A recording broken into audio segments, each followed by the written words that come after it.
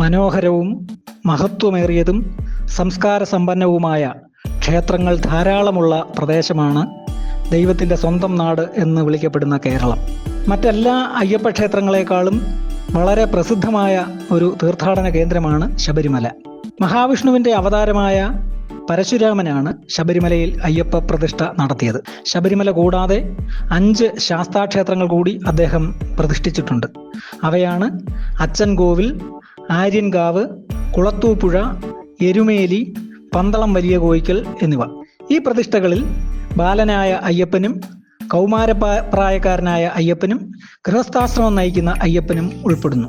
ശബരിമലയുടെ ചരിത്രത്തിലേക്ക് ശബരിമല അയ്യപ്പസ്വാമിയുടെ പ്രതിഷ്ഠ സംഭവിക്കുന്നതിനെക്കുറിച്ച് പറഞ്ഞാൽ, പണ്ട് പാണ്ഡ്യ വംശജനായ രാജശേഖരനായിരുന്നു പന്തള രാജ്യം ഭരിച്ചിരുന്നത്. അദ്ദേഹത്തിന് അനന്തരാവകാശികളില്ലായിരുന്നു. രാജാവും രാജ്ഞിയും സന്താനലബ്ധിക്കായി പരമശിവനെ പൂജിച്ചു. മഹിഷാസുരൻ ബ്രഹ്മാവിൽ നിന്ന് അമരത്വം വരമായി നേടി. മഹിഷാസുരൻ തനിക്ക് കിട്ടിയ വരം ദുർവിനിയോഗം ചെയ്ത് ദേവന്മാരെ ശല്യം ചെയ്തുകൊണ്ടിരുന്നു. അസുരന്മാരിൽ നിന്നും ദേവന്മാരെ രക്ഷിക്കുന്നതിന് വേണ്ടി വിഷ്ണുവും ബ്രഹ്മാവും ശിവനും ചേർന്ന് ചണ്ഡികാദേവിയെ സൃഷ്ടിച്ചു.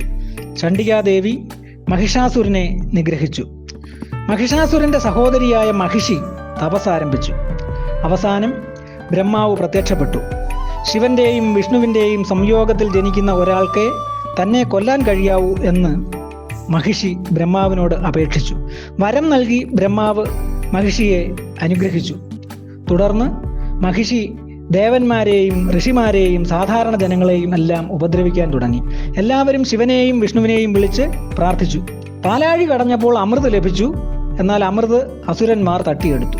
മഹാവിഷ്ണു മോഹിനിയുടെ രൂപം ധരിച്ച് അമൃത് വീണ്ടെടുത്തു. മോഹിനിയുടെ വശ്യ സൗന്ദര്യത്തിൽ ശിവൻ ആകൃഷ്ടനായി.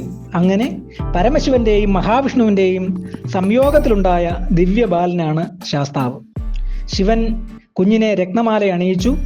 അതിനുശേഷം മഹിഷിയിൽ നിന്നും ദേവന്മാരെയും ഋഷിമാരെയും രക്ഷിക്കുക, സന്താനങ്ങളില്ലാത്ത രാജശേഖര രാജാവിനെ അനുഗ്രഹിക്കുക എന്നീ ഉദ്ദേശ്യ പൂർത്തീകരണത്തിനായി ശിവൻ ആ ദിവ്യ ശിശുവിനെ ഭൂമിയിൽ ഉപേക്ഷിച്ചു. ഒരു ദിവസം രാജശേഖര രാജാവ് നായാട്ടിനായി കാട്ടിലെത്തിയപ്പോൾ പമ്പാ നദീതീരത്ത് കിടക്കുന്ന കുഞ്ഞിനെ കണ്ടു. തൻ്റെ പ്രാർത്ഥനകൾക്ക് പരമശിവൻ നൽകിയ ഉത്തരമാണ് ആ കുഞ്ഞെന്ന് രാജാവ് വിശ്വസിച്ചു. ആ സമയത്ത് ഒരു മുനി അവിടെ പ്രത്യക്ഷനായി. 12 വയസ്സാകുമ്പോൾ താൻ ആരാണെന്ന രഹസ്യം ആ ബാലൻ വെളിപ്പെടുത്തുമെന്ന് അദ്ദേഹം രാജാവിനോട് പറഞ്ഞു. കുഞ്ഞിനെയും കൊണ്ട് രാജാവ് കൊട്ടാരത്തിലെത്തി. രാജാവും രാജ്ഞിയും വാത്സല്യത്തോടെ കുഞ്ഞിനെ വളർത്തി. അവർ കുഞ്ഞിന് മണികണ്ഠൻ എന്ന് പേരിട്ടു. മണികണ്ഠൻ ഗുരുവിൻ്റെ കീഴിൽ എല്ലാ വിദ്യകളും അഭ്യസിച്ചു. ഗുരുവിൻ്റെ മകൻ അന്ധനും ഊമയുമായിരുന്നു. അവന് കാഴ്ചശക്തിയും സംസാരശേഷിയും നൽകി മണികണ്ഠൻ ഗുരുവിന് ഗുരുദക്ഷിണ സമർപ്പിച്ചു. വർഷങ്ങൾക്ക് ശേഷം രാജ്ഞി ഒരാൺകുഞ്ഞിന് ജന്മം നൽകി. മണികണ്ഠനെ യുവരാജാവായി വാഴിക്കാനുള്ള രാജാവിൻ്റെ തീരുമാനമറിഞ്ഞ് രാജ്ഞിയുടെ മനസ്സിൽ അസൂയ വളർന്നു. മന്ത്രിയുമായി ചേർന്ന് രാജ്ഞി ഒരു ഗൂഢാലോചന നടത്തി. ഇതനുസരിച്ച് കഠിനമായ തലവേദന അഭിനയിച്ച് രാജ്ഞി കരഞ്ഞു നിലവിളിച്ചു. രാജ്ഞിയെ പരിശോധിച്ച വൈദ്യൻ മന്ത്രി പറഞ്ഞതനുസരിച്ച് ചികിത്സ നിർദ്ദേശിച്ചു. പുലിപ്പാൽ കഴിച്ചാലേ തലവേദന ഭേദമാവുകയുള്ളൂ എന്ന് വൈദ്യൻ രാജാവിനെ അറിയിച്ചു. ഇത് കേട്ട് രാജാവ് നിരാശനായി. അമ്മയുടെ രോഗവിവരം അറിഞ്ഞ് പുലിപ്പാൽ കൊണ്ടുവരാനായി മണികണ്ഠൻ തയ്യാറായി. അമ്പും വില്ലും ധരിച്ച് മണികണ്ഠൻ കാട്ടിലേക്ക് യാത്രയായി. മാർഗമധ്യേ മഹിഷി മണികണ്ഠനെ ആക്രമിച്ചു. അവർ തമ്മിൽ ഏറ്റുമുട്ടി. അതിഭയങ്കരമായ പോരാട്ടത്തിനു ശേഷം മണികണ്ഠന്റെ അസ്ത്രമേറ്റ് മഹിഷി നിലംപതിച്ചു. തുടർന്ന് ദേവേന്ദ്രൻ ആൺപുലിയുടെ രൂപത്തിലും ദേവന്മാർ പെൺപുലികളുടെ രൂപത്തിലും മണികണ്ഠന്റെ മുമ്പിൽ പ്രത്യക്ഷരായി. പുലിപ്പുറത്ത് കയറി പെൺപുലികളുടെ അകമ്പടിയോടെ മണികണ്ഠൻ കൊട്ടാരത്തിലേക്ക് തിരിച്ചു. മണികണ്ഠനെ കണ്ട് രാജാവ് സന്തുഷ്ടനായി. എന്നാൽ രാജ്ഞി ഭയചകിതയായി. മന്ത്രിയുടെയും രാജ്ഞിയുടെയും ഗൂഢാലോചനയെ പറ്റി അറിഞ്ഞ രാജാവ് മണികണ്ഠനോട് മാപ്പ് അപേക്ഷിച്ചു. സംഭവിച്ചതിന് ആരും ഉത്തരവാദികളല്ലെന്നും എല്ലാം ഈശ്വര ഹിതമാണെന്നും മണികണ്ഠൻ പറഞ്ഞു. രാജ്ഞി പ്രസവിച്ച മകനെ യുവരാജാവായി അഭിഷേകം ചെയ്ത ശേഷം മണികണ്ഠൻ ദേവലോകത്തേക്ക് മടങ്ങാൻ തയ്യാറായി. പോകരുതെന്ന് രാജാവ് അപേക്ഷിച്ചെങ്കിലും തൻ്റെ അവതാരോദ്ദേശം പൂർത്തിയായതായി മണികണ്ഠൻ അറിയിച്ചു. മണികണ്ഠന്റെ പേരിൽ ഒരു ക്ഷേത്രം നിർമ്മിക്കണമെന്ന തൻ്റെ ആഗ്രഹം സാധിച്ചു തരണമെന്ന് രാജാവ് അപേക്ഷിച്ചു. മണികണ്ഠൻ ഒരു ബാണം തൊടുത്തുവിട്ടു. അത് ചെന്ന് വീണത് ശബരിമലയിലായിരുന്നു. മകരസംക്രാന്തി ദിവസം താൻ നക്ഷത്രമായി ദർശനം നൽകുമെന്ന് വാക്കു നൽകിയ ശേഷം മണികണ്ഠൻ അപ്രത്യക്ഷമായി. 18 പടികളുള്ള ഒരു ക്ഷേത്രം ശ്രീ അയ്യപ്പന് വേണ്ടി നിർമ്മിക്കപ്പെട്ടു. അതിനു സമീപത്തായി മാളികപ്പുറത്തമ്മയുടെയും അമ്പലം പണിതീർത്തി.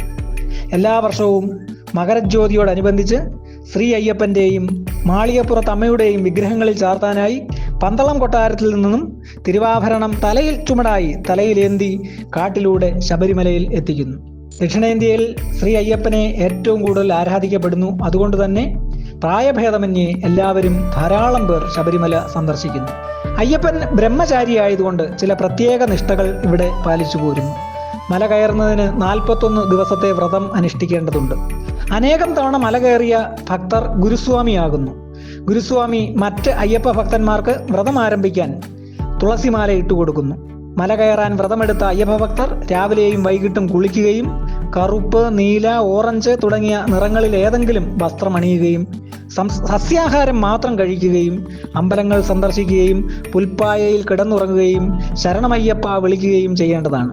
ശബരിമലയിലേക്കുള്ള യാത്ര ആരംഭിക്കുന്ന ദിവസം ഗണപതിയെയും ശ്രീ അയ്യപ്പനെയും ഗുരുസ്വാമിയെയും പൂജിക്കേണ്ടതാണ്. തേങ്ങയിൽ നെയ്യ് നിറച്ച് ഇരുമുടിയിലെ ഒരു കെട്ടിൽ സൂക്ഷിക്കുന്നു. മറ്റേ കെട്ടിൽ പൂജാ സാമഗ്രികളും അരിയും സൂക്ഷിക്കുന്നു. ഭക്തർ കൂട്ടമായിട്ടാണ് മല കയറുന്നത്. ഇടയ്ക്ക് വിശ്രമിക്കുന്നു. സന്നിധാനത്തെത്തുന്നതുവരെ സ്വാമിയെ ശരണമയ്യപ്പ വിളി തുടരുന്നു. തീർത്ഥാടനത്തിന്റെ ഭാഗമായി എരുമേലിപ്പേട്ടതുള്ളൽ ഒക്കെ പ്രസിദ്ധമാണ്. അതേപോലെ മകരജ്യോതി ദർശനത്തിന് ശബരിമലയിലെത്തുന്ന ഭക്തർ പന്തളത്തു നിന്നും കൊണ്ടുവരുന്ന തിരുവാഭരണം കാണാൻ കാത്തു നിൽക്കുകയാണ്. ഇന്ന് ഈ സമയം തിരുവാഭരണം എത്തുന്നത് കാത്ത് ശബരിമലയിൽ അക്ഷമരായി ഭക്ത ലക്ഷങ്ങൾ കാത്തു നിൽക്കുകയാണ്. ഗരുഡൻ ആകാശത്ത് വട്ടമിട്ട് പറക്കുന്നു. അതൊരു അപൂർവ ദൃശ്യമാണ്. ശ്രീ അയ്യപ്പനും മാളികപ്പുറത്തമ്മയ്ക്കും തിരുവാഭരണം ചാർത്തിയ ശേഷം വിശേഷാൽ പൂജകൾ നടക്കുന്നു. സന്ധ്യയ്ക്ക് പൊന്നമ്പല മേട്ടിൽ ദിവ്യ ജ്യോതിയും നക്ഷത്രവും തെളിയുന്നു. സ്വാമി ഭക്തരുടെ നാവിൽ സ്വാമിയേ ശരണമയ്യപ്പ വിളികൾ കൊണ്ട് അന്തരീക്ഷം മുഖരിതമാകുന്നു.